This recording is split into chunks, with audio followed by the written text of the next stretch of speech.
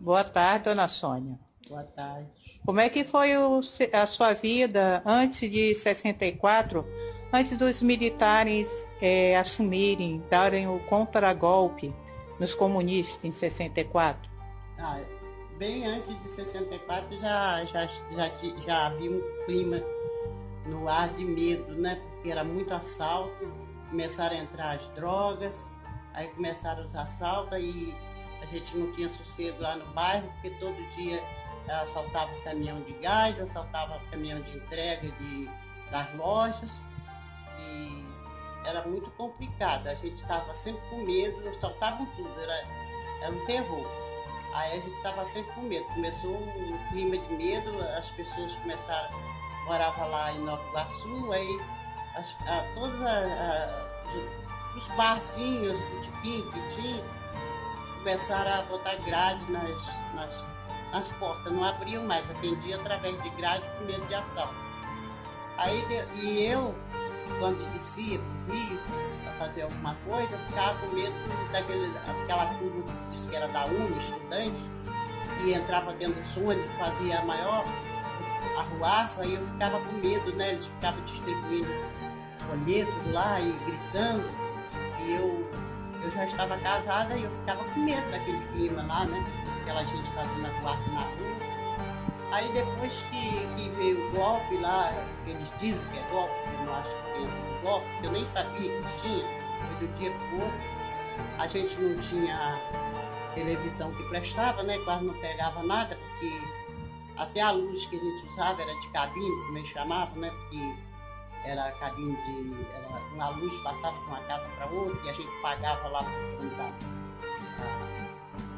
para quem requereu a luz, né? E ele distribuía lá para os vizinhos.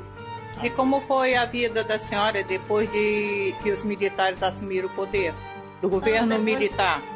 Sim, aí foi uma tranquilidade, né? Sumiu aquela cambada toda que andava assaltando lá, sumiram, né? Ficaram com medo, tiveram mais respeito, a lei era mais respeitada. Não tive mais problemas, foi uma tranquilidade.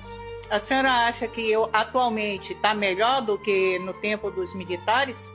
A vida da senhora se sente mais tranquila em ir? Agora nem um pouco, né? Nem um pouco, nem é tanto comigo, tanto velho, eu pouco me lixando. Sinto mais pelos meus filhos, pelos meus netos, né? E pela geração que está vindo aí. Até a luz que a gente usava era de cabine, como eles chamavam, né? Porque era cabine uma luz passava de uma casa para outra e a gente pagava lá para quem requereu a luz, né? E ele distribuía lá para os vizinhos. E como foi a vida da senhora depois de que os militares assumiram o poder, do governo militar? Sim. Boa tarde, dona Sônia. Boa tarde.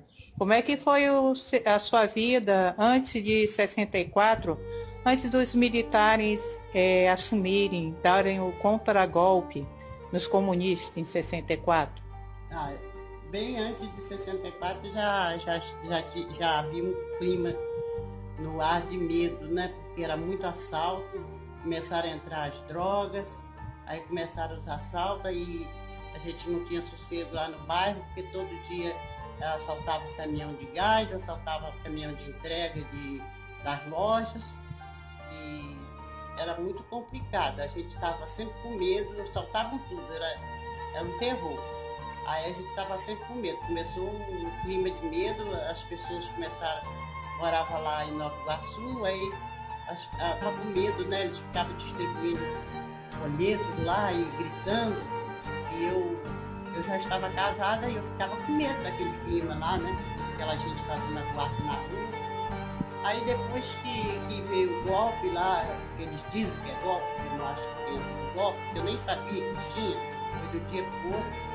A gente não tinha televisão que prestava, né? Quase não pegava nada, porque todos os barzinhos, botequim que tinha, começaram a botar grade nas portas, não abriam mais, atendia através de grade com medo de assalto.